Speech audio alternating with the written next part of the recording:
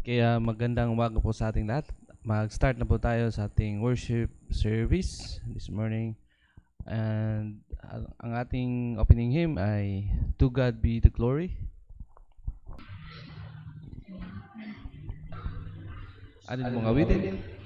To God be the glory, great things He hath done. So loved He the world that He gave us His Son, who yielded His life an atonement for sin, and opened the life gate that all may go in.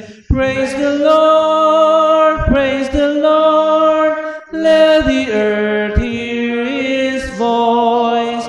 Praise the Lord, let the people rejoice. Oh, come to the Father through Jesus the Son, and give Him the glory, great things He hath done. Oh, perfect redemption, the purchase of blood, to every believer the promise of God. The vilest offenders should truly obey, their moment may enter the heavenly way. Praise the Lord, let the earth hear His voice. Praise the Lord, let the people rejoice. Oh, come to the Father, to Jesus the Son, and give Him the glory, great things He hath done.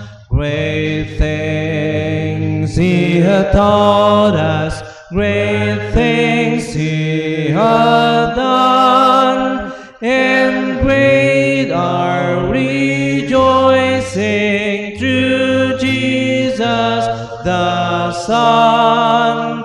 But purer and higher and greater will be our wonder, our transport, when Jesus we see. Praise the Lord,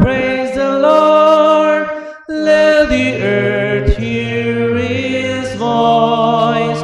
Praise the Lord, let the people rejoice. Oh, come to the Father through Jesus the Son, and give Him the glory, great things He hath done. Then po isunod ang On Zion's Glorious Summit. On Zion's glorious summit stood a numerous host, redeemed by blood, they hymn their King in strength divine. I heard the song and strove to join. I heard the song and strove to join. Here all the suffer sword or flame for truth, Lord Jesus, love shall victory now and the Lamb, and bow before the great I am, and bow before the great I am, while everlasting ages roll, eternal love shall feast her soul, and since bliss forever new, rise in succession to their view, rise in succession to their view. Holy, holy, holy Lord, God of hosts on high adore, who like me thy precious name, O Almighty King. Holy, holy, holy Lord, God of hosts on high adore, holy, holy, holy.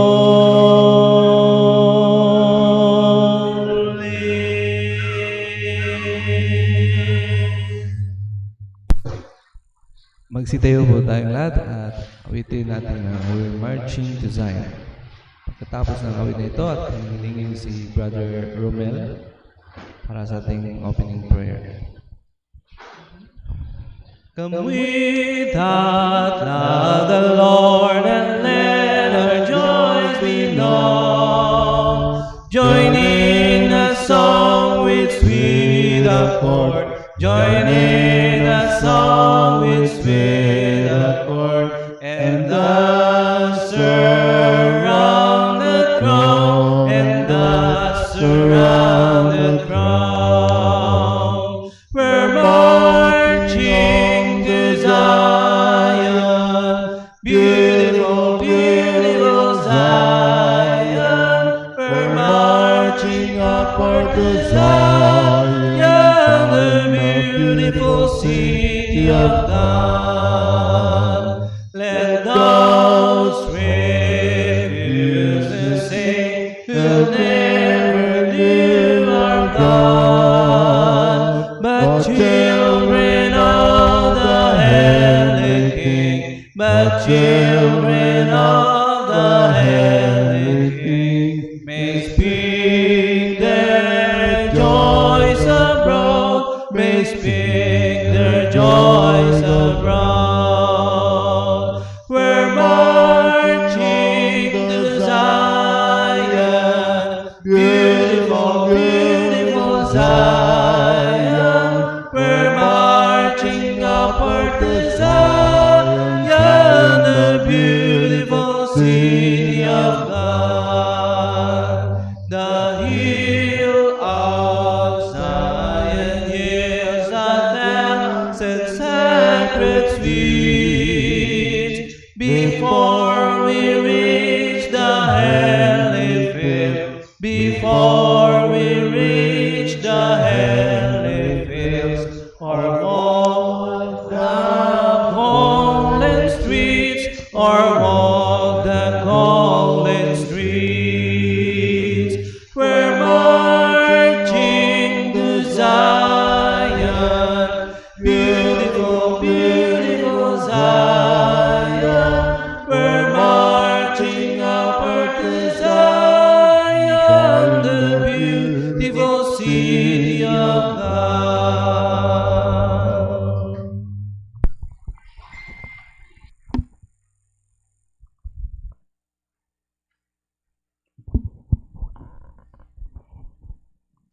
tayo mga kapatid.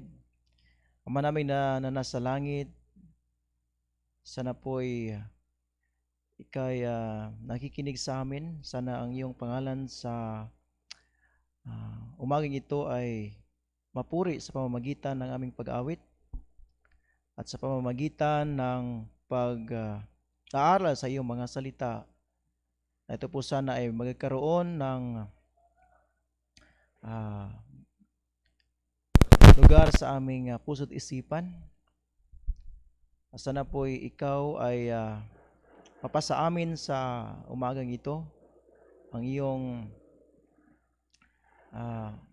peace ay nandito sa amin, sa bawat isa. Sana po'y iyong tulungan kami na buksan ang aming puso't isipan. Na sana po'y kami magiging prepared sa pagtanggap ng iyong mga salita. At sa aming mga kapatid na hindi makapunta rito dahil sa mga pangyayari sa mundo at sa kanilang mga buhay, kami po'y nag-ask sa inyo na sana po'y pagtibayan ang kanilang mga pananampalataya at sana po'y sila'y magkaroon ng lakas ng loob sa pamamagitan ng iyong tulong na mapatuloy ang aming pagsunod sa mga yapak ni Panginoong Hesus. Sa umaga ito, kami po'y nag-asa inyo na kami po'y iyong patnubayan at patawarin ng aming mga pagkukulang sa iyong harapan. Ito po'y aming sinasamot dalangin sa pangalan ng aming Panginoong Hesus, ng aming tagapagligtas. Amen.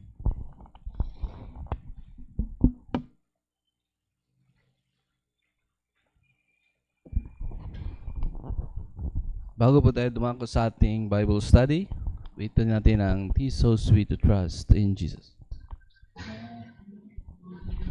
'Tis so sweet to trust in Jesus, just to take Him at His word, just to rest upon His promise, just to know that say the Lord, Jesus, Jesus, how I trust Him, how I proved Him o'er and o'er. Jesus, Jesus, precious Jesus, oh, for grace to trust Him more.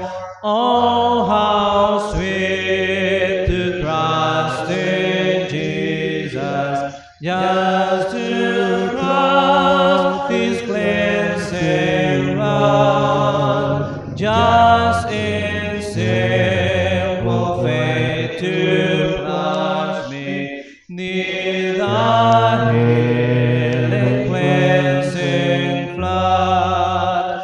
Jesus, Jesus, how I trust Him, how I prove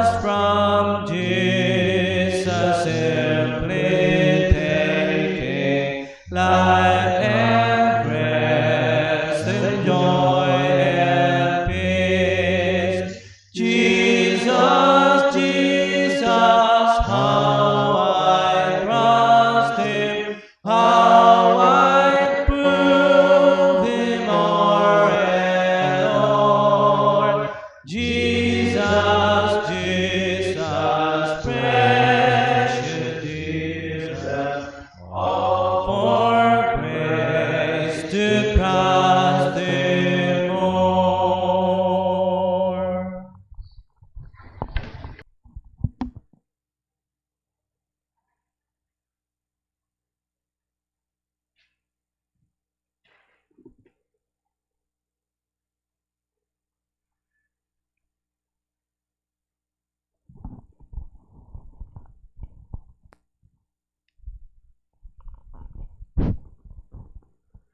Good morning.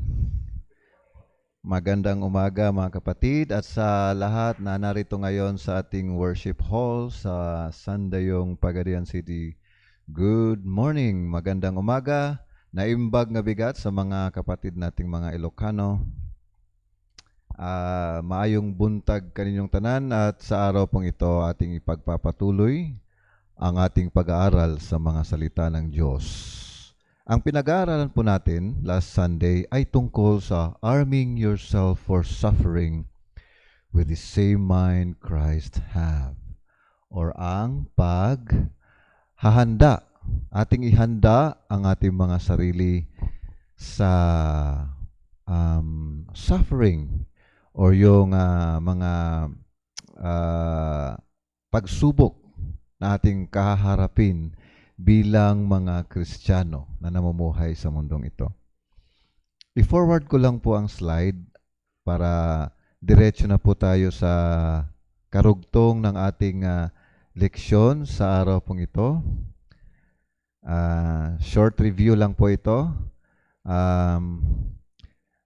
Dito po tayo nag-stop sa, I think, arm with the same mind. Saglit lang. Ito. Dito tayo sa arm. Okay.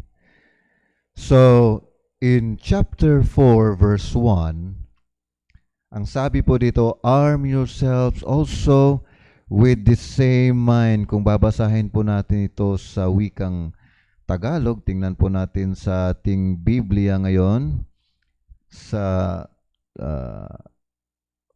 Peter chapter 4, verse 1. Tingnan po natin.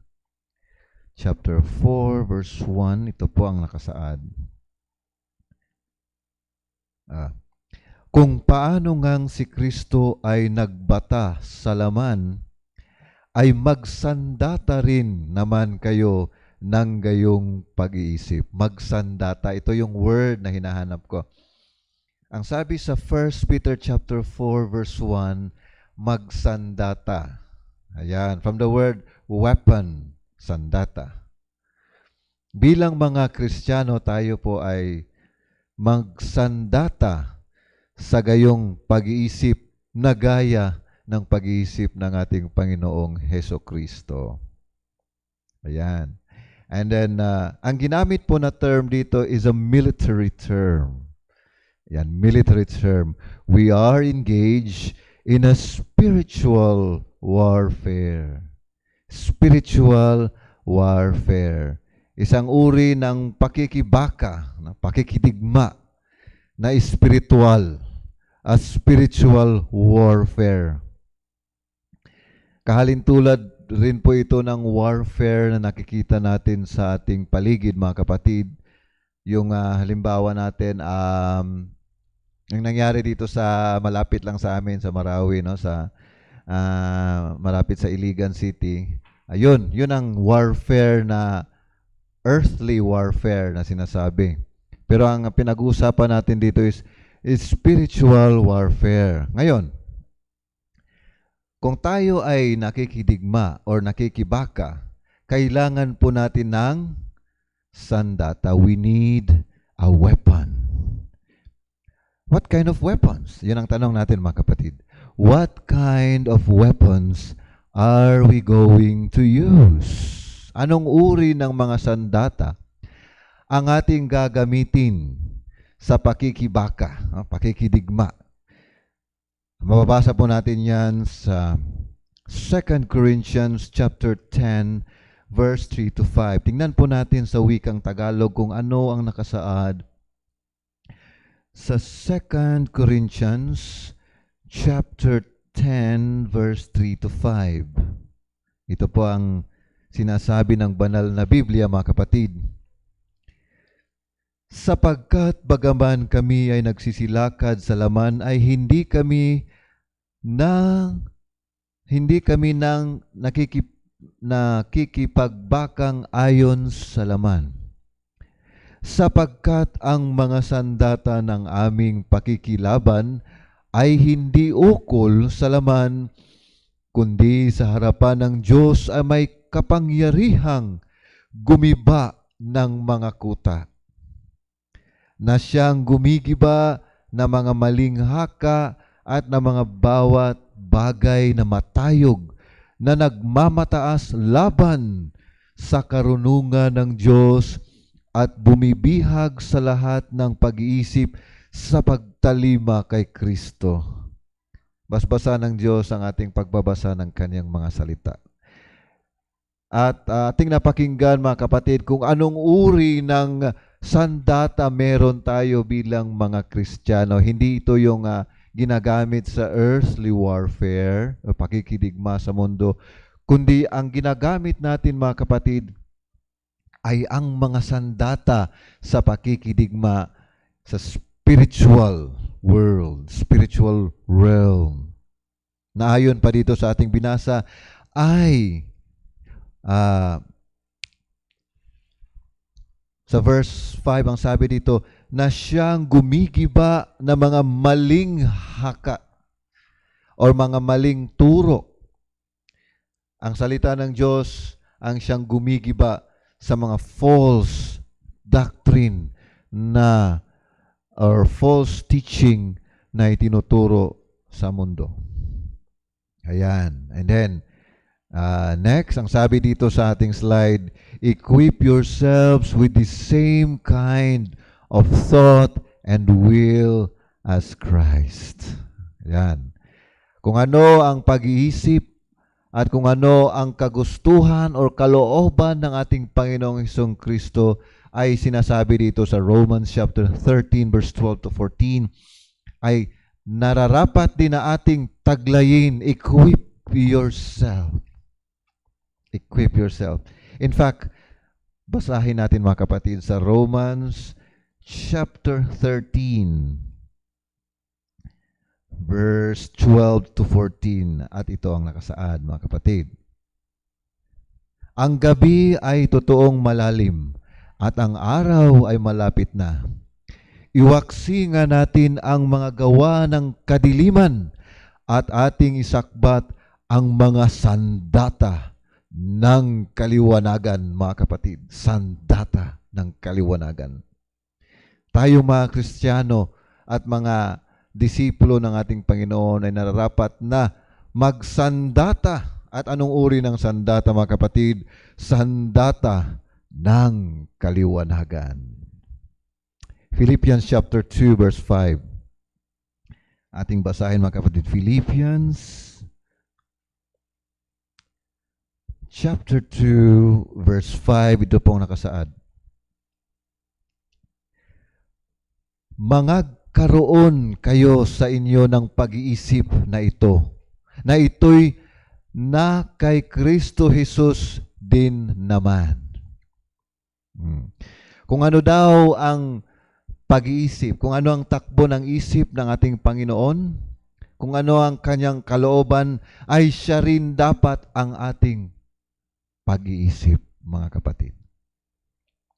Equip yourself with the same kind of thought and will as Christ. Next slide po tayo. Victory always begins in the mind. Nagsisimula po ang lahat, mga kapatid, sa ating isip.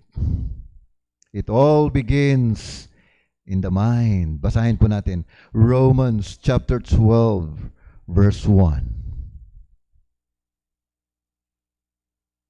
Ang sabi ng banal na Biblia, kaya mga kapatid, ipinamamanhik ko sa inyo alang-alang sa mga kahabagan ng Diyos na inyong iharap ang inyong mga katawan na isang haing buhay, banal na kaaya-aya sa Diyos na siya ninyong katampatang pagsamba. Verse 2. At huwag kayong magsiayon sa sanglibutang ito, kundi mag-iba kayo sa pamamagitan ng pagbabago ng inyong pag-iisip upang mapatunayan ninyo kung alin ang mabuti at kaaya-aya at lubos na kalooban ng Diyos. Mag-iba tayo ng pag-iisip, mga kapatid. Ang ating pagbabagong anyo, ika nga, kung ihahambing natin sa isang uri ng hayop, no? Ang isang halimbawa, paru-paro, nag-iibang anyo po siya. Galing sa isang higad ay nagiging napakagandang paru-paro. Yan ang isang halimbawa ng pag-iibang anyo. Ang tanong, mga kapatid, nag-ibang anyo ka na ba ngayon? Hindi ka na ba yung dating, sabihin natin, Brother Ezekiel, ako, iba na ba ako ngayon kung ihahambing noon? Yun ang tinatawag natin na pag-iibang anyo. We have to change. Ika nga ng ating mahal na Pangulo, change is coming. Ang tanong, has change come already to you? You should change. And it all begins, brothers and sisters in Christ, in the mind. It all happens in the mind. Nagsisimula ang lahat sa ating isip. Initial decision, yes. Meron tayong pagkukusa, mga kapatid, na gusto nating baguhin ang ating mga sarili. Meron tayong pagkukusa. Wala pong pumilit sa atin. Hindi po tayo pinilit na maging Kristiyano. Hindi tayo pinilit na maging alagad ni Kristo. Hindi tayo pinilit na mamuhay na gaya ng ating Panginoon. Kundi tayo po, mga kapatid, ay nagkusa voluntarily na inaalay natin ang ating sarili sa paglilingkod sa ating Panginoon. That's our initial decision. Commitment. Ngayon, nakapag-desisyon na tayo, mga kapatid, ay dapat nating panindigan ang ating desisyon. We have to be committed to our decision. Ang tanong, mga kapatid, may paninindigan ka ba sa iyong ginawang pasya na maging alagad ng ating Panginoong Jesucristo? Do you have that commitment? Ngayon po na hindi kayo maka-attend sa ating worship service, do you have the commitment to even listen virtually in your cell phones, in your laptops, in your mobile device? No? Kahit hindi tayo makapunta dito sa ating bahay-sambahan, mga kapatid, ay naghahanap pa rin tayo ng paraan upang tayo ay makapaglingkod at makadinig ng mga salita ng Diyos. Ito yung tinatawag natin dito na commitment. Kasi nga hindi tayo makapunta, no, dito sa aming worship service ngayon, ay hindi pa po kami umabot ng 50% sa aming capacity. No? May iba na dun lang sa kanila, sa mga bahay, nakikinig sa salita ng Diyos. At mainam naman po kasi tayo ay iniiwasan din natin na magkaroon po tayo ng tinatawag na local transmission, no, sa ating mga lugar.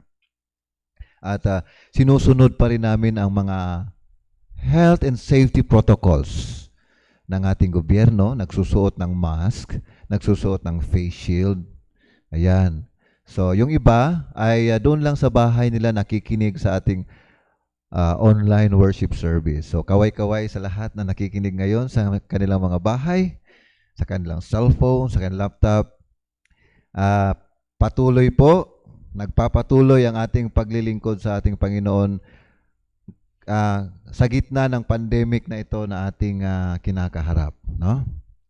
So, sabi pa nga ng ating DepEd Secretary, no, education cannot wait. So, worship service cannot wait. Huh?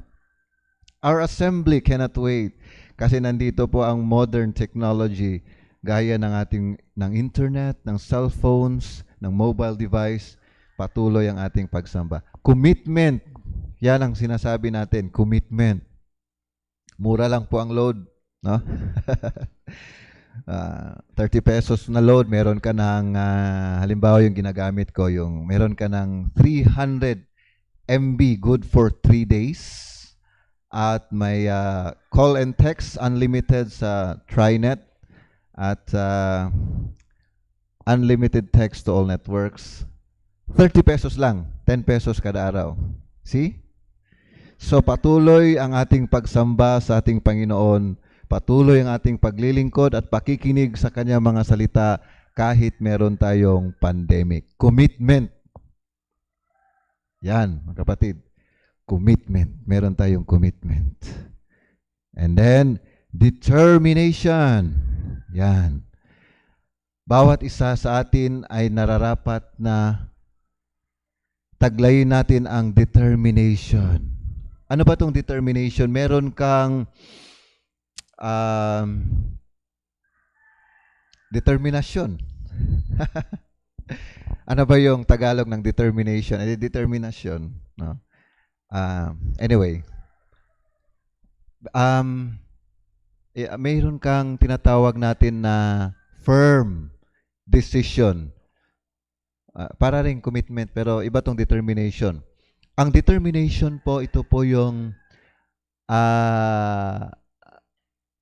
may pagsubok, no? Something hard, something difficult, na kailangan mo ng determination. Ito po yon. Iba naman yung commitment, kasi yung commitment, talagang nakadecide ka na yun na talaga ang paniniwala mo, yun na talaga ang gustong klase ng buhay na meron ka. No, gusto mo talagang sumunod sa ating Panginoon, yun po ang commitment. Pero pag sinabi po natin na determination, iba po to. Pag sinabi mong determination, may kinakaharap ka ngayon sa harapan mo na isang balakid, obstacle, no? Or sabihin natin mabangis na hayop nasa harapan mo ngayon, obstacle or anything that hinders you. You must have determination. Determination, no?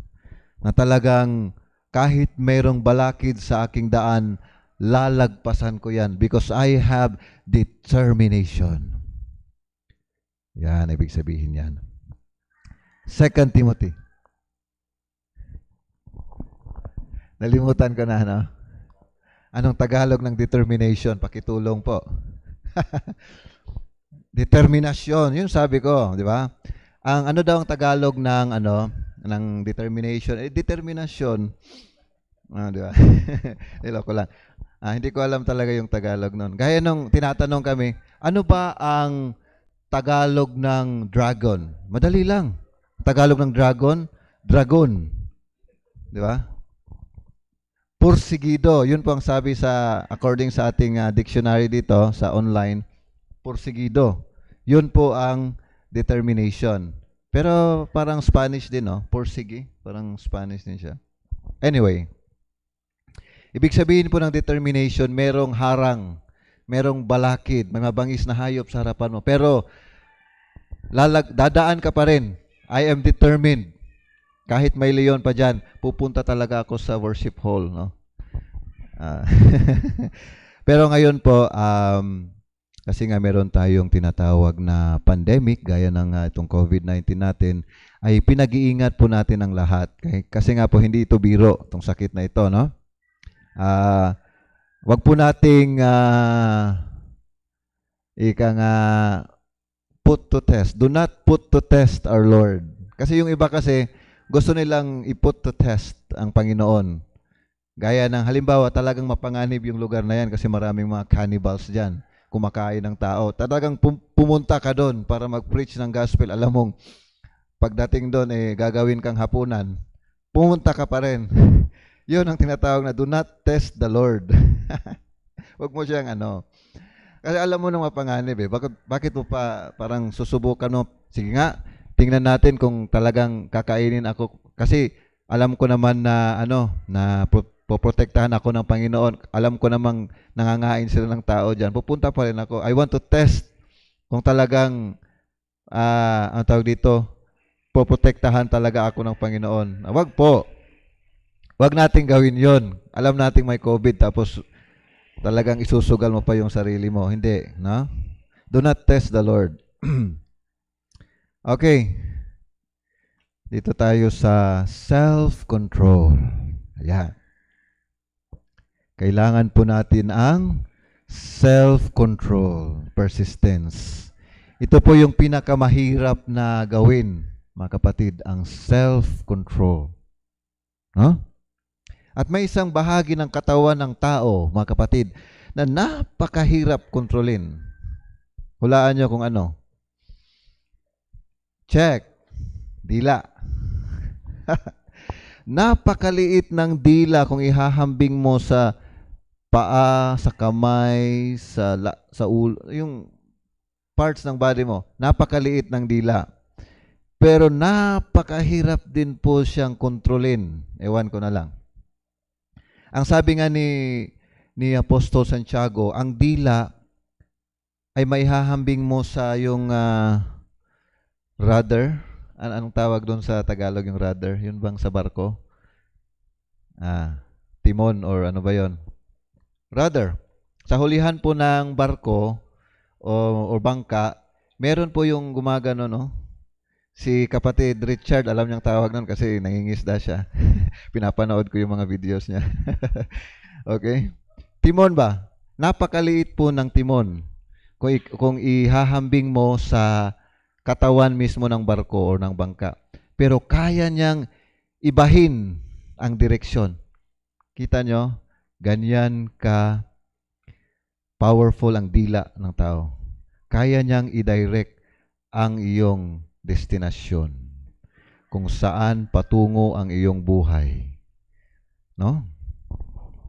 At ang sabi pa ni Apostol Santiago, ang dila rin ay parang apoy, dila ng apoy, na kahit ang maliit na apoy ay kaya niyang matupok ang buong kabukiran. Yan. Napaka mapanganib po ng dila ng tao. At ito pa yung pinakamahirap kontrolin ang dila. No? Kasi nga napakaliit lang ng calories na kailangan ng dila. Yung kamay at paa mo, kailangan niyang mag-burn ng calories. Ang dila, hindi. Napakaliit lang. Kaya mahirap siyang kontrolin. Self-control. May sikreto ako, mga kapatid. At ito rin yung sinasabi ng Biblia. Alam niyong sabi ng Biblia, if you can control your tongue, you can control yourself. If you can control your tongue, you can control your whole body. Yan. Sige nga. Tanungin ko kayo, mga kapatid, can you control your tongue? If you can control that very small organ in your body, you can control your entire body. Ayan. Sige nga, subukan natin, mga kapatid. Subukan nyo ang inyong sarili kung makontrol. Yung iba naman, hindi dila yung ginagamit, daliri. Saan po sila naglalabas ng himutok o ng hinanakit? Sa Facebook. No? Hindi nakokontrol yung dila, pero yung daliri, mahirap kontrolin kasi ang dali-dali lang, di ba? Ilang calories lang nako-consume ng daliri. No? Iba na po kasi noong panahon ni Apostol Santiago, wala pang Facebook noon. Kaya yung dila yung pinakamadali. Ngayon may Facebook na. If you can control your fingers typing on social media, you can control your whole body. Self-control, mga kapatid. Self-control. Control yourself. Maghunos dili ka. Okay? Umayos ka. Self-control. Persistence. Okay. He who has suffered in the flesh has ceased to sin. The suffering spoken of here by Peter is the result of our cessation of living in sin. Ayan. Ang suffering po dito na tinutukoy ni Apostol Pedro ay yung suffering na dinadanas natin dahil tayo ay tumigil na sa paggawa ng kasalanan. Mahirap po. Nagaling tayo sa mundo ng kasalanan ay tayo'y ililipat sa mundo ng liwanag, sa liwanag ng ating Panginoong Kristo. Mahirap kasi may mga bagay na kailangan mong tanggalin sa iyong katawan. No?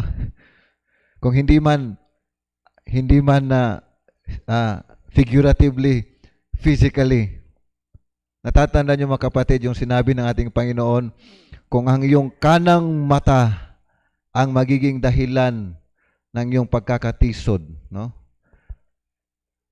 Yaman din lang na ang mata mo ang siyang dahilan ng pagkakatisod mo. Anong sabi ng ating Panginoon? Dukutin mo, tanggalin mo ang isang mata.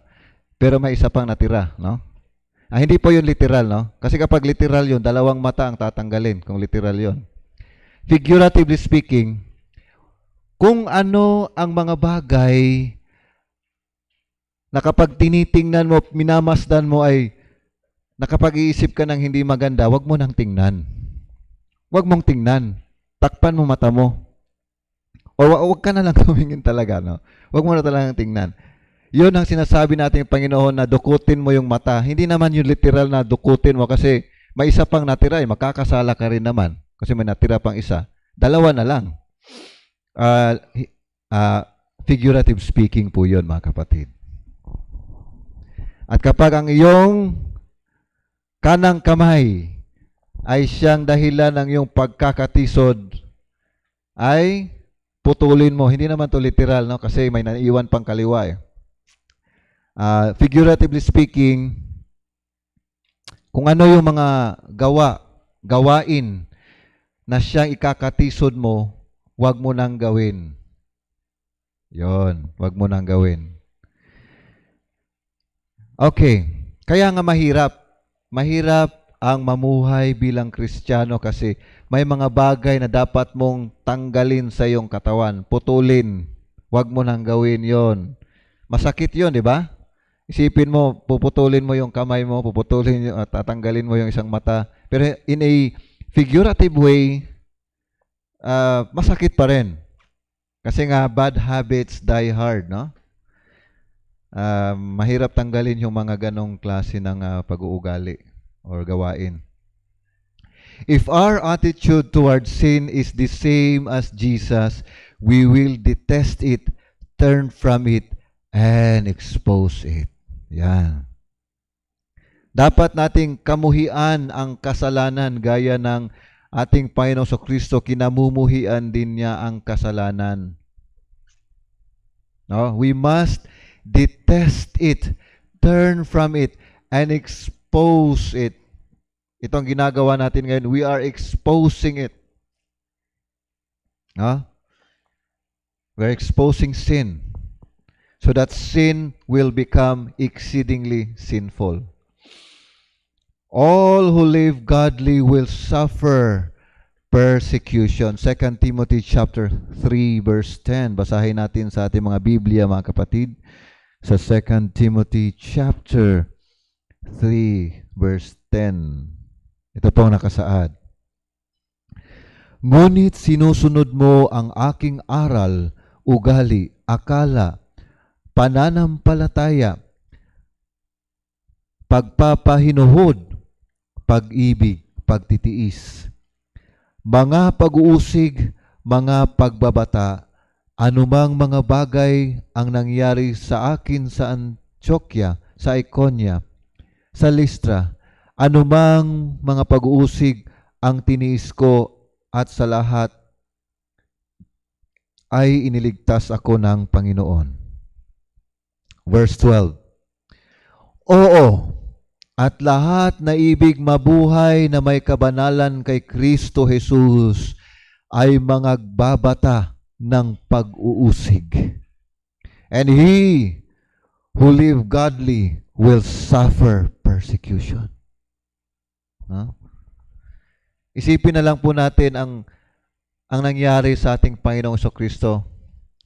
Kung minsan iniisip natin, Kapag ginagawa natin ang lahat ng tama, hindi tayo gumagawa ng masama, hindi tayo gumagawa ng mali, ay magiging maganda, mabuti ang ating buhay. Walang anumang kasamaan na ating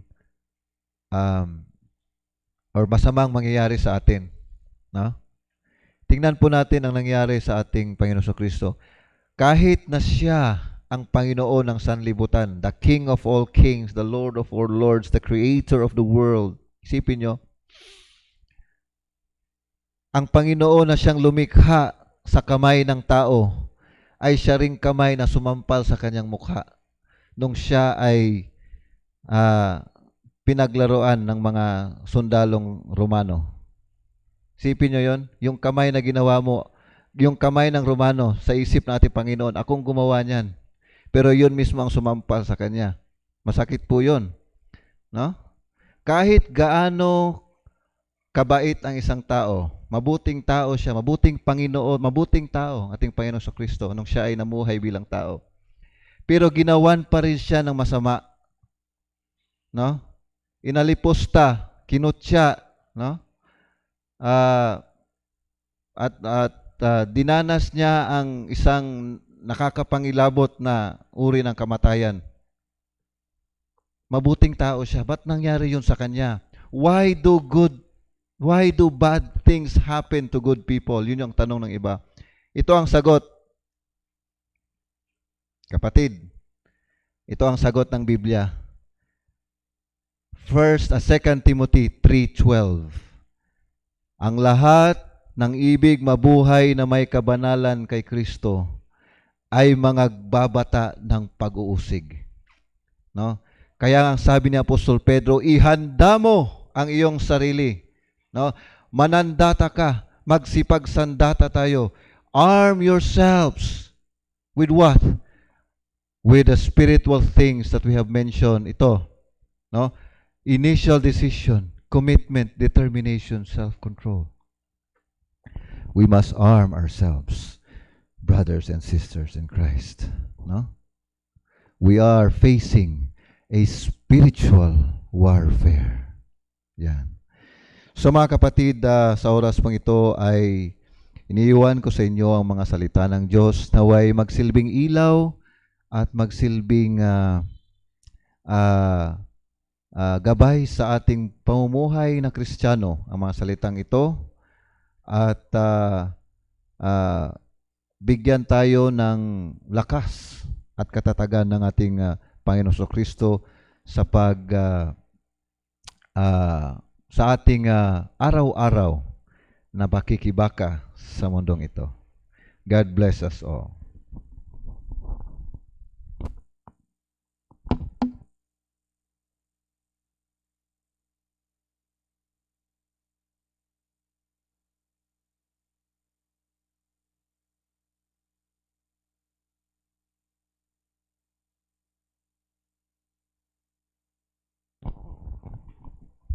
Okay, bago po tayo dumako sa ating message, atin pong awitin ng He Leadeth Me.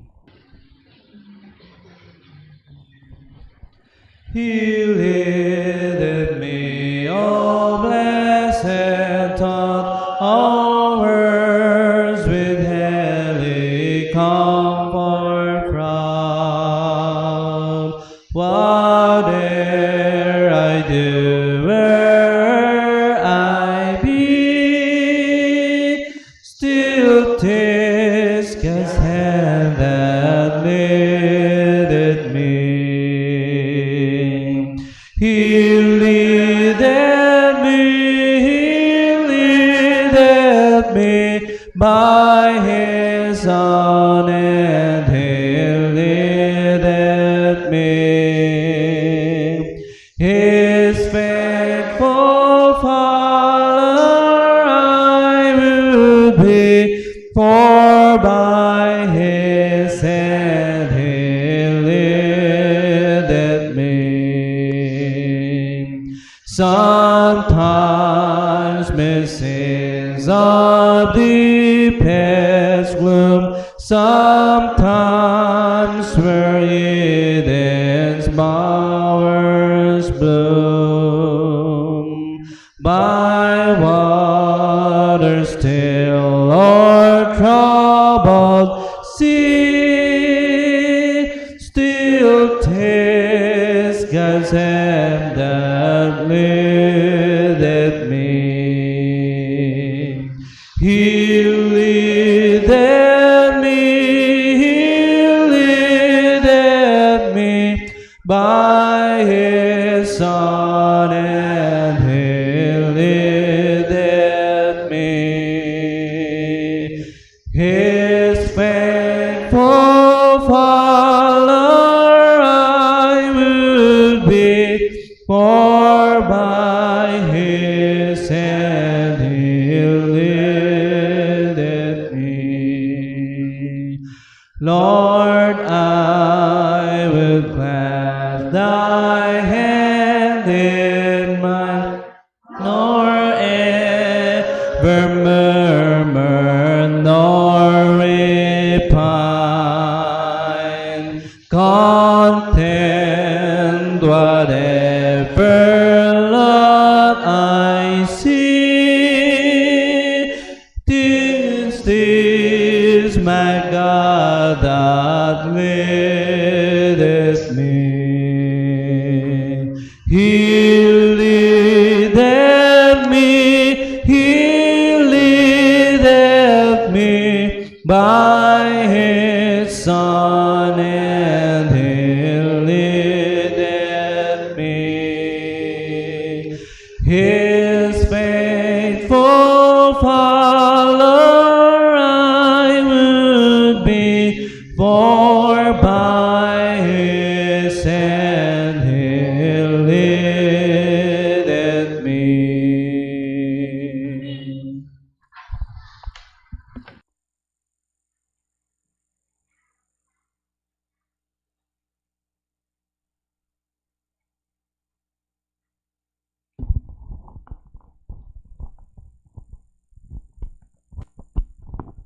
At para sa ating mensahe sa umagang ito, mga kapatid, ay ipagpatuloy natin ang ating pinag-aaralan, ang aklat ng Hebreo. At nasa Hebreo Kapitulo 3 pa rin tayo. At sa ngayon, ay babasahin natin ang verses 16 hanggang 19. So kung may mga Biblia tayo ay ating bubuksan, at mayroon din tayo sa ating screen kung naka-online tayo sa mga sandaling ito. So sa verse 16, ganito pong sinabi sa Biblia: sapagkat sino-sino na pagkarinig ay namungkahi, ngunit hindi bagay ang lahat na nagsialis sa Ehipto sa pamagitan ni Moises. Verse 17, at sino-sino ang kinagalitan niyang 40 taon, hindi bagay ang nangagkasala na ang kanilang mga katawan ay nangabuwal sa ilang. Verse 18, at sa kani-kanino isinumpa niyang hindi makakapasok o makapapasok sa kaniyang kapahingahan, kundi yaong mga nagsisisuway. Verse 19, huling talata po. At nakikita natin na sila'y hindi nakakapasok dahil sa kawalan ng pananampalataya. Ay basbasan ng Diyos, mga kapatid, ang mga salita niya na ating nabasa ngayon.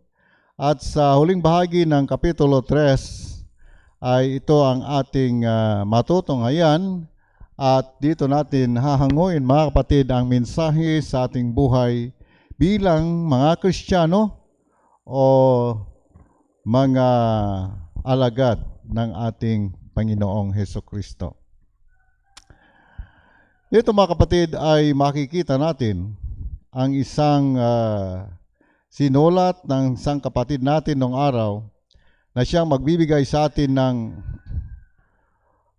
example o halimbawa upang kung makita natin ang nangyari sa una niyang mga sangkatauhan noong araw, ay maaari din nating magawa ang mabuti at hindi tayo magpapatuloy sa ating gawaing hindi maganda. Sa verse 16, mga kapatid, ang mensahe dito na ating makukuha ay ito, mga kapatid. There is a warning. Merong warning, mga kapatid, para sa atin na don't trust the majority. Yung bang mga katauhan noon ng Diyos ay yung majority ang kanilang sinusunod. Okay. So kung mapakinggan natin ang isang mensahe, tapos tayo naman ay magsasalita ng hindi ayon sa ating narinig at ayon sa ating kagustuhan. So yun ang mga nagsisialis sa Ehipto nung araw. Ang nagsisialis doon ay maraming tao. Mga 500,000, more than 500,000 na mga tao galing sa Ehipto. So lahat sila, sinabi ng Biblia, all of them, sabi nga, pero not all of them, majority nga, majority sa kanila ay namatay doon sa wilderness, doon sa ilang. Ang ginagawa nila, kung sino yung magsasabi na mga tao na mas marami, doon sila. Yun ang kanilang pinipili. They chose the majority. Pipiliin nila yung marami. Pag marami naman nagsasabi na ganito, so yun talaga siguro. So ang kanilang choice ay doon sa marami. Isang halimbawa, mga kapatid, nung umalis sila sa Ehipto at nandun na sila sa ilang sa wilderness at malapit na sila sa land of promise, yung lupa na pinangako sa kanila, na doon sila titira at makapapahinga na doon at hindi na sila alipin doon, sariling lupa na nila at maganda ang ani doon na kanilang makukuha kung sila ay naroon na. At sabi nga ng Panginoon, ang lupang ito ay isang lupang umaagos ang honey at milk and honey. Yan, di ba? So napakaganda sana. Pero ang nangyari, they got the wrong choice. They choose the majority. So yung malapit na sila doon sa land of promise, may 12 spies na pinapunta nila doon upang tingnan yung lupa na kanilang pupuntahan. Marami ang nagsabi na hindi natin pwedeng makuha yung lupang yon dahil ang nakatira doon ay parang mga higanting mga tao doon, malalaki sila at malalakas. Siguro papatayin tayo nila doon. Diba? Yun ang nasa isip nila. At yun ang sinabi nila. Yung spy na pinadala doon upang tingnan yung lupa ay 12 sila, 12 spies. At sino-sino yung nagsasabing hindi pwedeng pumunta doon sa land of promise? 10 sila, mga kapatid. There are 10 of them. At ilan lang ang nagsabi na pwede nating talunin kung nasa sa atin ang Panginoon. Kaya natin yun. Sino nagsabi nun? At ilan sila? 2 lang sila, mga kapatid. Minority lang. So yung mga tao, pinakinggan nila yung marami, yung 10. Sabi nila, hindi na Moises, babalik na tayo sa Ehipto. Hindi na nga pwede tayong pupunta ron. Mahirap talaga. Mamamatay tayo ron. Ayun ang sabi na mga maraming tao. Bakit? Pinakinggan nila yung marami din. Diba? At sabi nga, ganun daw ang mangyayari kapag yung majority rule ang ginagawa. Ang masama lang sa ating gobyerno, majority rule tayo. Di ba? Pagka democracy kasi, majority rule. Pag yun ang sinabi ng marami, yun na. Yun na yun. Approve na. Kapag na-ratify yung isang law, o yung isang batas, na marami yung nagsabi na pwede, pwede na nga yun. Majority yun. Pero para sa Diyos, hindi ho pwede yung majority. Hindi ho pwede. Kaya nga sinasabi ng Biblia na siya, ang Diyos ang hari. He's the king. Yan ang laging sinasabi ng Diyos noon sa mga Israel, mga Israelitas. Siya ang hari at sila ay susunod lang sasabihin niya. Pero hindi, sabi ng Israel nung araw, kahit nung nandun na sila sa Land of Promise, gusto namin na mayroon din kaming hari. So yun, nagkaroon sila ng hari. At doon na nagsimula ang kanilang kaguluhan. Maganda nga sa umpisa, yung unang hari may problema. Pangalawang hari kay David may problema pa rin. Pangatlong hari si Solomon may problema pa rin. Diba? Pero sabi nga sa panahon ni Haring Solomon, ay doon nila nakuha ang the golden age of Israel. Yan. Sila ang naging sikat nung araw na yon, araw ni Solomon.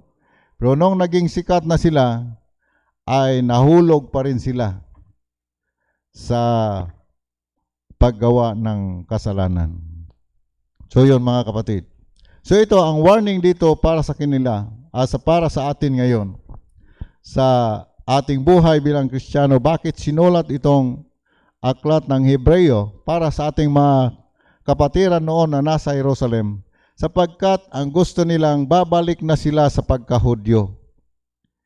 Hindi, sabi ng sumulat dito, pansinin nyo yung nangyari noon, na sila'y babalik sa Ehipto ang gusto nila. Di ba hindi sila nakarating doon sa lupang pangako? Silang lahat na umalis doon sa Ehipto ay namatay, maliban lamang sa dalawa. Alam nyo kung sino yon mga kapatid? Si Caleb at saka si Joshua. Sila lang dalawa. Yung iba na kasama nila mga kapatid ay namatay lahat doon sa ilang.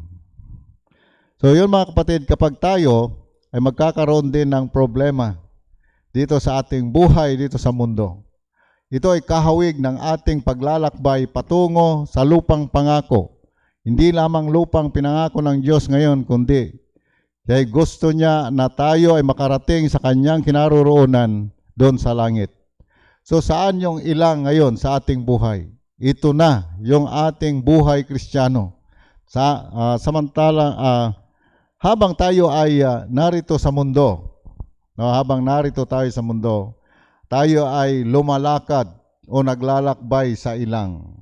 We are walking in the wilderness.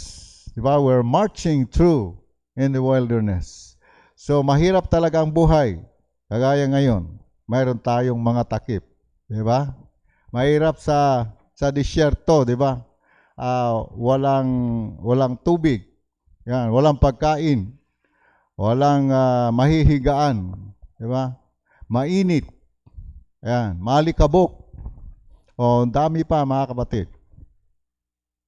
Pero lahat ng mga yan ay nagbibigay sa atin ng halimbawa na dito sa mundo talaga ganyan ang buhay natin, mahirap. Pero ang gusto ng Diyos, hindi tayo magtagal dito. Noong araw ni Moises, ilang taon sila sa ilang? 40 years. Hindi sana ganun sila katagal, pero pinatagal ng Diyos para mabigyan sila ng leksyon at para maubos talaga yung taong wala talagang pananampalataya sa Kanya. Walang pananalig sa Kanya. Alam niya yon. Alam niya sa anong laman ng mga puso ng tao. Kaya hinayaan niyang namatay silang lahat doon sa wilderness. Yun. So, wag nating pabayaan ang ating sarili na kagaya nila mga kapatid. So sa verse 17, dito ang sinabi, at sino ang kinagalitan niyang 40 taon? Ayan. So, hindi pa yung Israel, di ba? Pinagalitan niya sila. Dahil ang lahat ng ginagawa nila ay yung pagsusuway kay Moises na kanyang alagad. Di ba? Silang lahat ay wala talagang ginawa kundi ang gumawa ng kalapastanganan o silang gumawa ng mga kasalanan. Ayan. So kagaya ng mga dito sa atin ngayon, sa ating bansa, maraming mga tinatawag nilang opposition. Di ba? Opposition, so may trabaho daw ang opposition eh. Ang trabaho ng opposition is to oppose. Di ba? Opposition nga eh. So parang ginagaya nila si Satanas, opposition nga si Satanas eh. Lahat ng gawin ng Diyos para iligtas ang kanyang sangkatauhan, yung opposition naman ang gawin niya para hindi sila maligtas. Diba? Opposition yan. So, kung mayroong opposition sa Biblia, mga kapatid, mayroon ding actual na opposition dito sa mundo. Okay.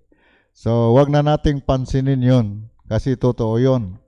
Ang gawin na lang natin ay turuan sila para hindi na sila maging opposition. Di ba mga kapatid? Yun ang gusto ng Diyos na sana wala ng opposition na mangyari. Pero kung mayroon pang opposition, tingnan nyo anong nangyari sa mga opposition noon sa panahon ni Moises. Lahat ng opposition ay namatay. Diba? Mabuti ngayon, hindi pinapatay ng Diyos ang mga nag-o-oppose sa magandang batas natin. Diba? Marami tayong batas, pero kahit ano yan, kahit ano ang batas natin na mabuti, kapag opposition tayo, ay ino-oppose pa rin yan. Ganyan yan, mga kapatid. Diba? So, ang nagkasala, yung talagang sumuway sa batas. Diba?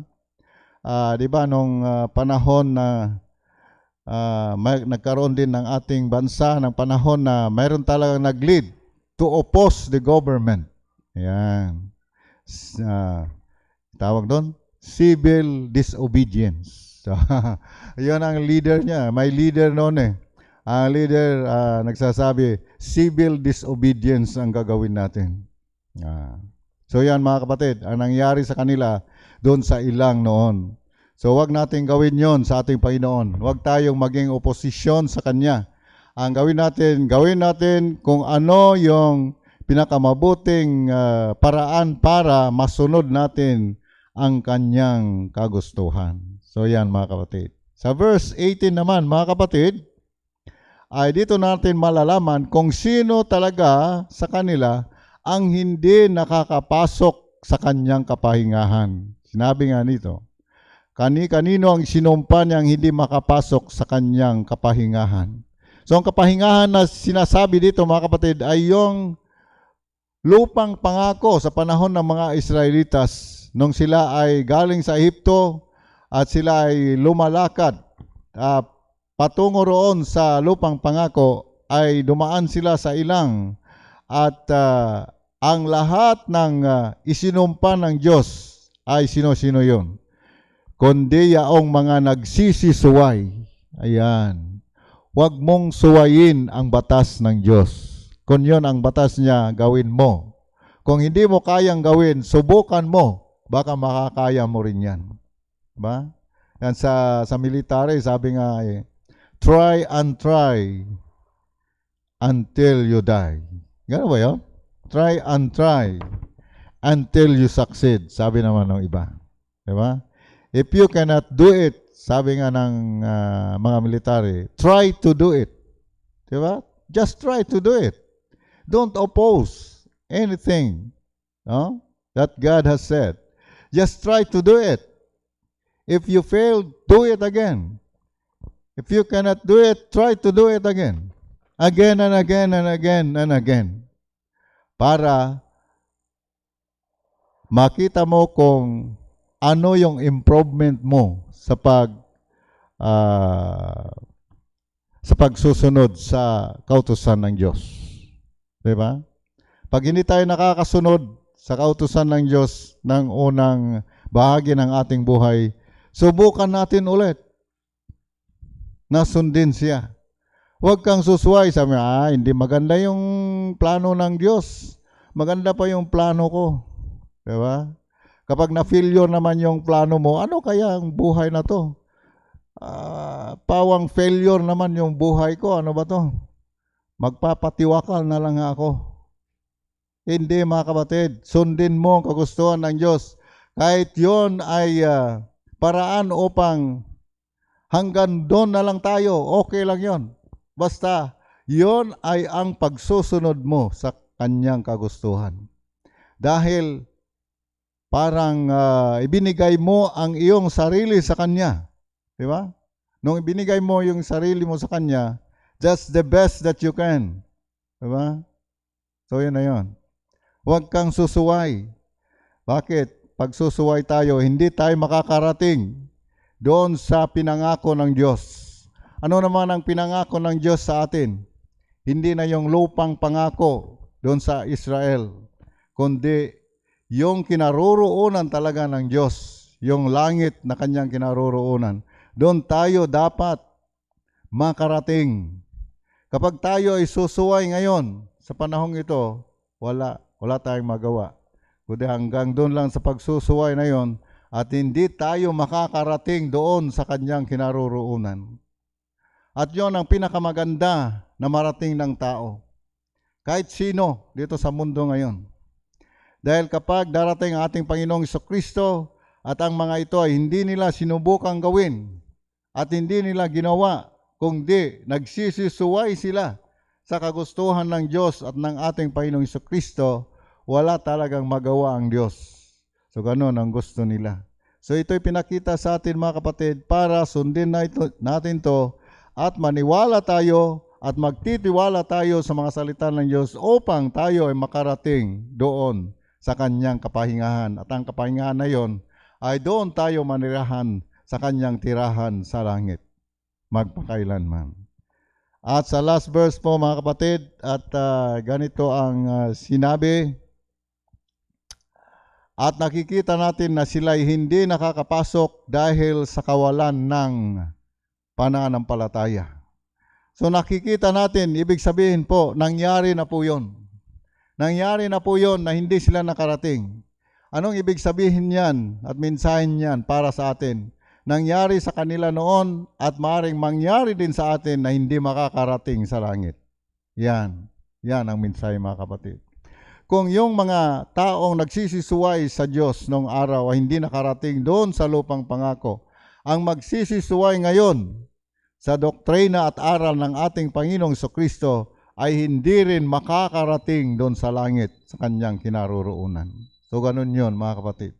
So talaga ang tanggapin natin yung bagong tipan ng ating Panginoong Jesucristo na dito niya itinalaga ang lahat ng ating kinakailangan gawin upang makarating doon sa kanyang kinaroroonan. So ito, mga kapatid, ang ating mensahe sa araw na ito, at sana sa pamagitan nito, mga kapatid, ay makapagbigay ng tibay ng ating pananampalataya at pananalig sa Diyos upang tayo magpapatuloy na susunod sa Kanya sa gitna ng kahirapan o kagipitan o kung ano pa man ang mangyari sa atin sa mundo, ay sapagkat inaari natin na tayo din ay nasa wilderness tayo patungo sa pinangako ng Diyos na doon tayo maninirahan. Maraming salamat po. May God bless us all.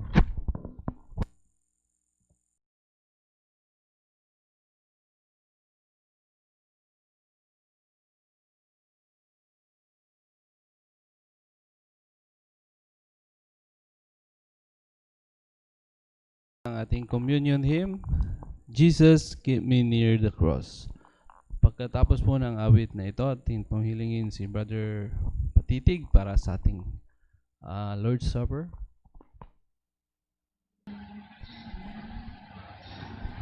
Jesus, keep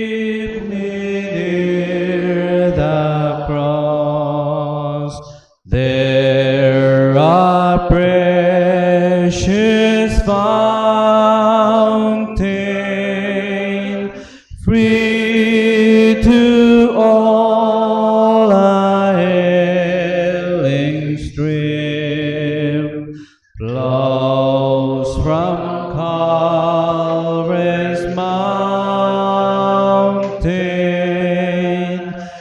In the cross, in the cross, be my glory ever,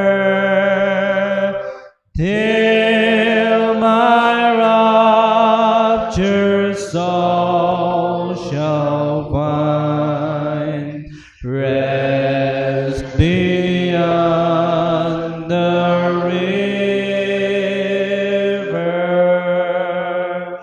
Near the cross, a trembling soul, love and mercy found me. There the bright and morning star sheds its beams around me. In the cross, in the cross, be my glory ever, till my raptured soul shall find rest beyond the river. Near the cross, O Lamb of God, brings his sins before me. Help me walk from day to day with its shadows o'er me. In the cross, in the cross, be my glory ever, till my raptured soul shall find rest beyond the river.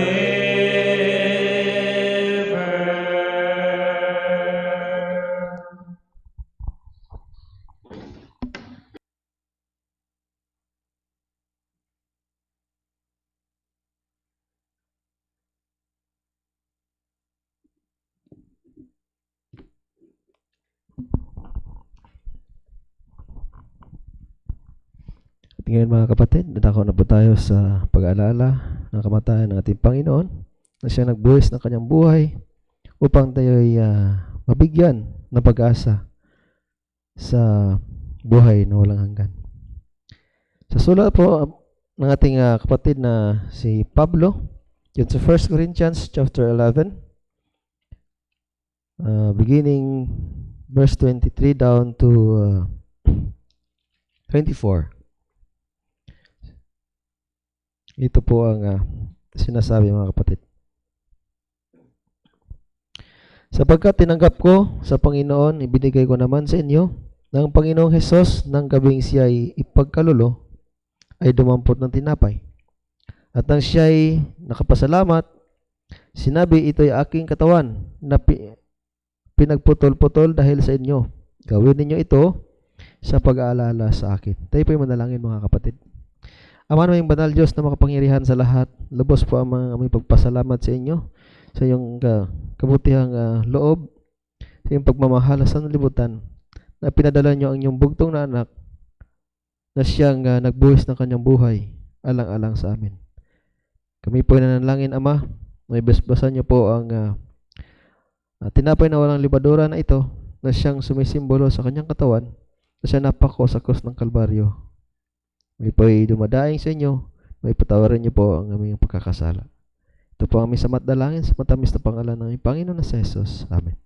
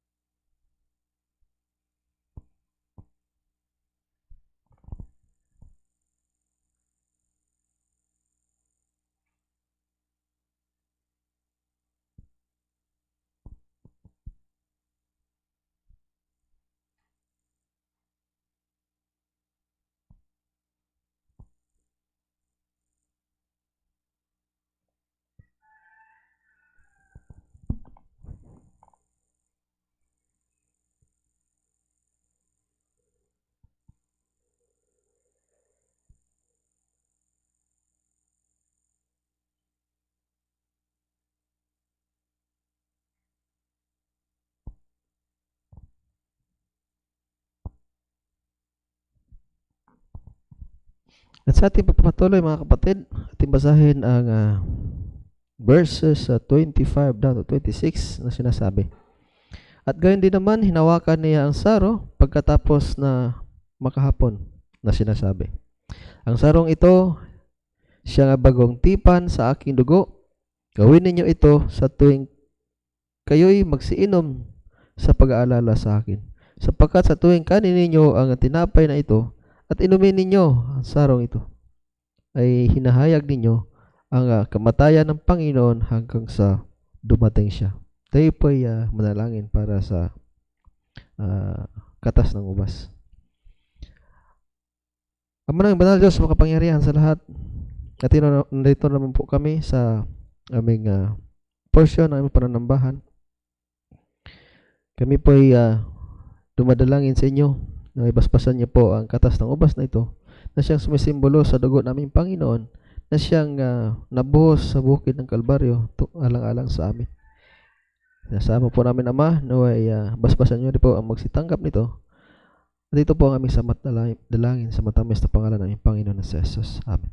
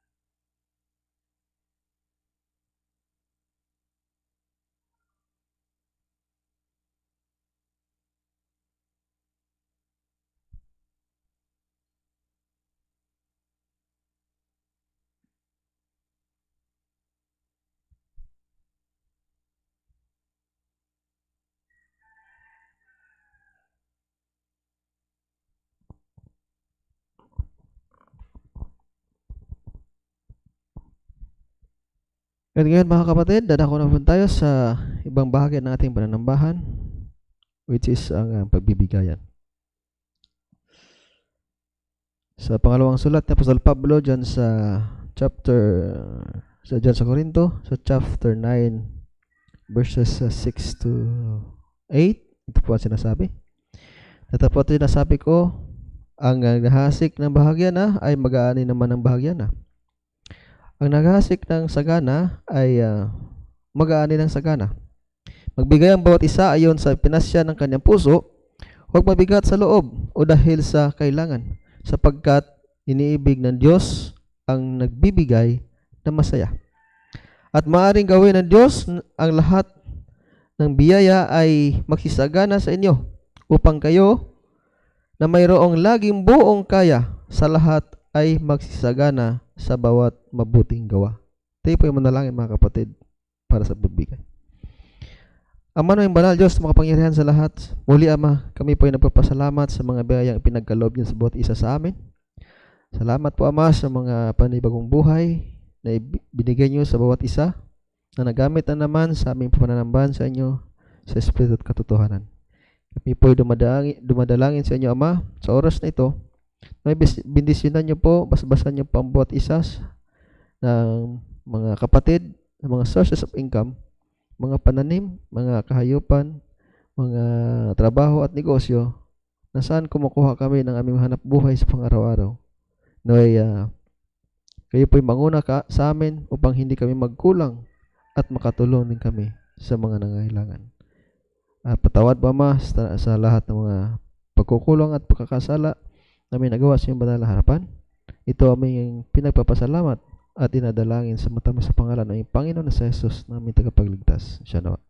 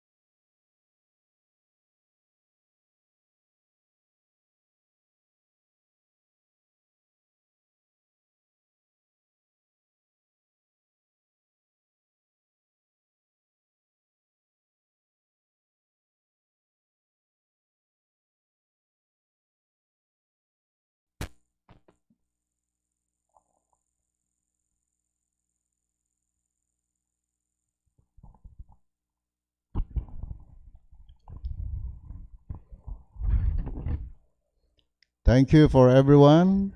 Maraming salamat po sa lahat na narito ngayon sa ating pagtitipon-tipon, sa ating worship service.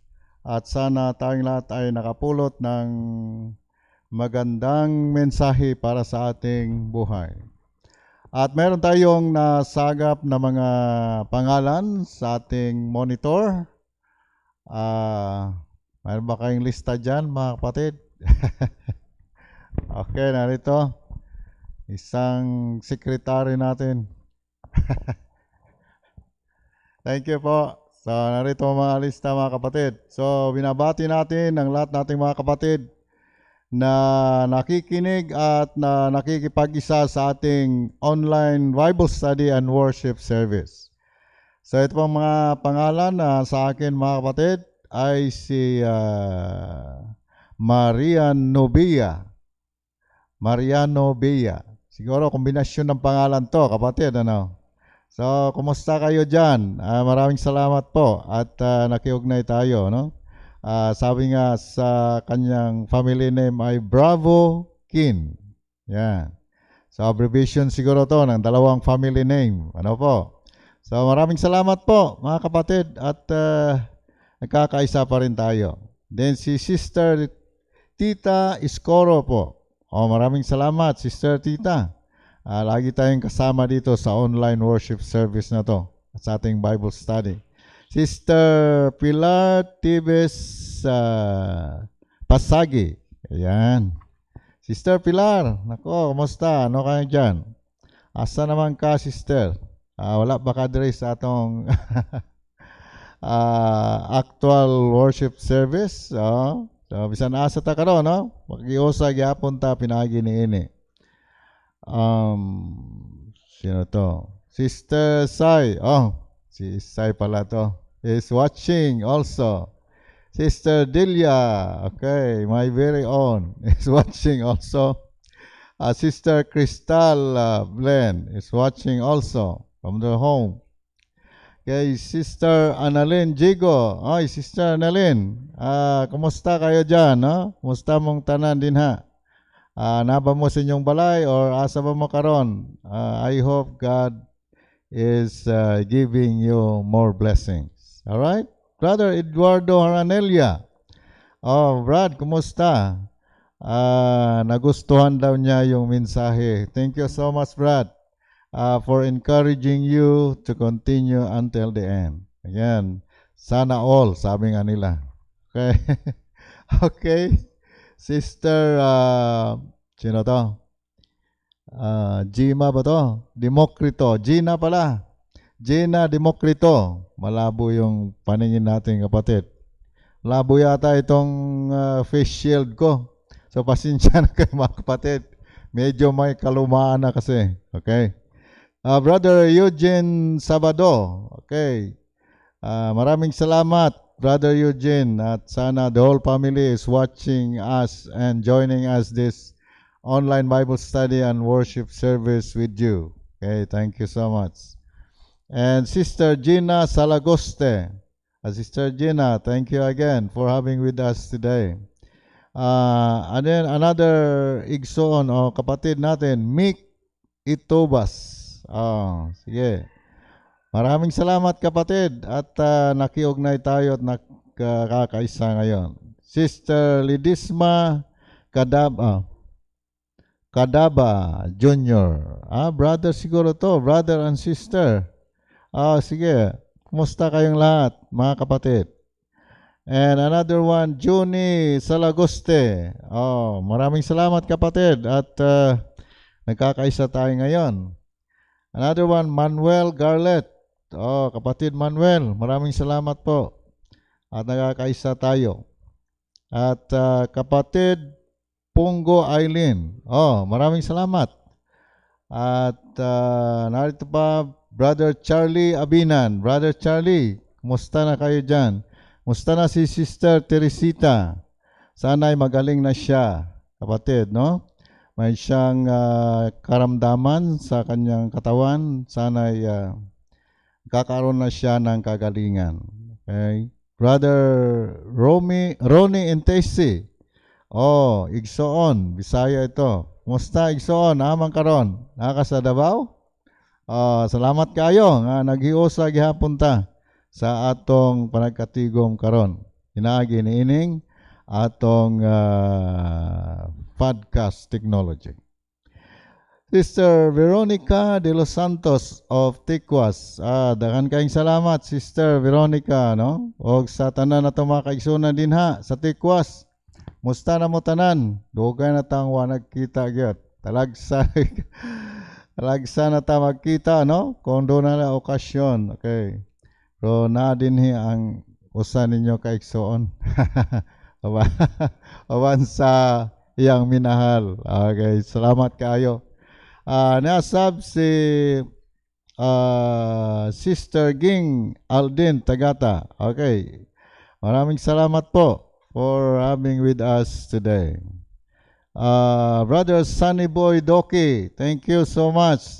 Narito pala ang ating kapatid, no? Nakikiugnay din. Okay, another one na wala sa lista natin, si Brother Arnold Kaba Iskoro. Thank you so much, Arnold. At nakikisa pa rin tayo hanggang ngayon, no? And Brother John Coliano is watching. Thank you, Brother John, no? Salamat kayo nga nagiusap pod gyapon ta karon, no? Sa atong pag-alagad sa Ginoo. Okay, so napa Sister Nelfa Blen. Salamat kayo nga nagiusap gyapon ta. Brother Tito Peralta. Classmate, kumusta? Kapatid, no? Asa na karon? Nara ka sa Davao? Wakas Manila, kabisan asa ka, no? Kamusta gyapon mi? Nauta magkita gyapon ta, no? Okay. Isan karong mga panahon na. Brother Jimar Sanlad of Ipil. Oh, sa Tyros family pa rin to. Thank you so much, mga kapatid. Hiusa gyapon ta. Oh. Brother Gerson Ong, okay, of the Malugaw family. Salamat kayo, no? So on. Nga nagiusa ta. Brother John ka ba? Brother John. Kung parinti ni Mrs. Salamat kayo nga nagiusa day ta karon, no? Okay, and another one, Brother Froilan Tagata. Okay, Brother Froilan, musta naman mo din ha sa Thailand, no? Okay, inatang ang Dios kanunay nagatabang kanato. Og sa tanan nga wala nato nabasa ang mga pangalan kay wala na butang diri sa atong monitor. Kaming tanan na umusta kaninyo o nga unta ang Dios magahatag og panalangin kanatong tanan. So sa lahat ng ating mga kapatiran na hindi natin nabasa ang mga pangalan, na hindi natin nabasa ang pangalan sapagkat wala sa monitor natin, at ang lahat ng narito sa ating kapilya ngayon at ilan lang, no, mga kapatid, binabati natin ang lahat. Okay? Thank you so much and may God bless us all.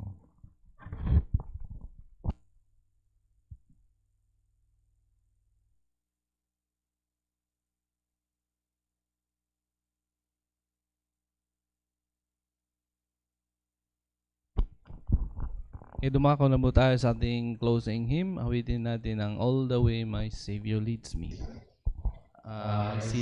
Tayo po tayo lahat. Pagkatapos nito atin pahilingin si Brother Bethwell para sa ating closing prayer.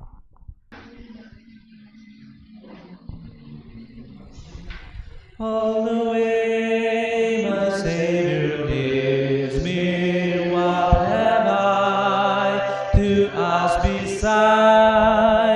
Can I doubt His tender mercy, who through life has been my guide, and if His divinest comfort here by faith in Him to dwell, for I know whate'er befall me, Jesus doeth all things well,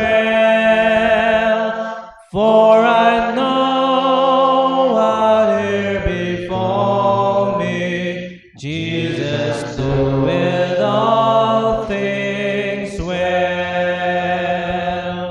All the way my Savior leads me, cheers each winding path I tread, gives me grace for every trial, fills me with His living bread. Though my weary steps may falter, and my soul athirst may be, gushing from the rock before me, lo, a spring of joy I see, gushing from the rock before me, lo, a spring of joy I see.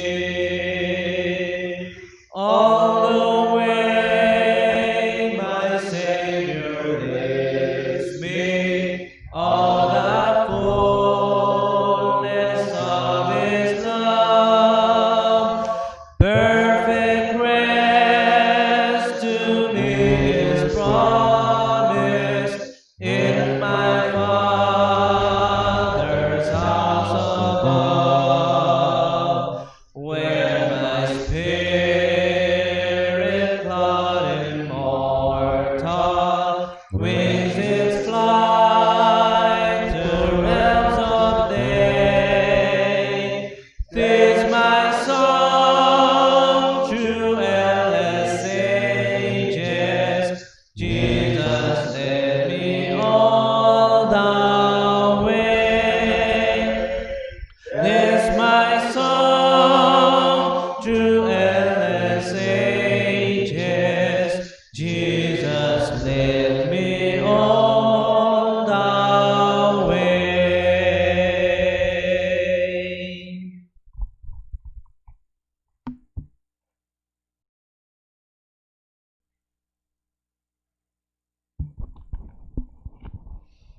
Manalangin po tayo. Amang banal na makapangyarihan sa lahat, nagpapasalamat po kami, Ama, sa matagumpay na pagtitipon na naganap ngayong araw na to. Maraming salamat po, Ama, sa mga biyayang aming natanggap, gayon din sa mga proteksyon na iyong binigay sa amin sa buong linggo. Ama, nagpapasalamat po kami, Ama, sa iyong mga salita na aming narinig at napakinggan ngayong araw na to. Sana po ay maging gabay ito sa aming pamumuhay dito sa mundong ibabaw. Ama, amin din po dinadalangin ng aming mga kapatiran na sa kanilang tahanan. Na ikaw po sana ang mag-provide sa kanilang mga pangangailangan at gayon din, ikaw po sana ang magproteksyon sa kanilang lahat. Dinadalangin din namin, Ama, ang aming mga kapatiran na may mga karamdaman. Sana po, Ama, ay gumaling na sila at tulungan po silang gumaling sa pamagitan ng iyong mapagpalang kamay. Amin din po dinadalangin naman ang aming mga kapatiran na may mga suliranin sa buhay. Ikaw po sana ang tumulong sa kanila at magpanatiling malapit sa inyo. At Ama, dinadalangin namin, Ama, na sana po ay tulungan nyo kami sa araw-araw sa aming pamumuhay dito sa mundong ibabaw. Ay ikaw po sana ang magpalakas sa aming aming pananampalataya sa iyo. At Ama, sa aming paghiwa-hiwalay ngayong araw to, ikaw po sana ang palaging magbantay sa amin at magpatawad sa aming mga nagawang pagkukulat at pagkakasala. Ang lahat na ito aming nadalangin sa pangalan ni Jesus na aming tagapagligtas. Amen.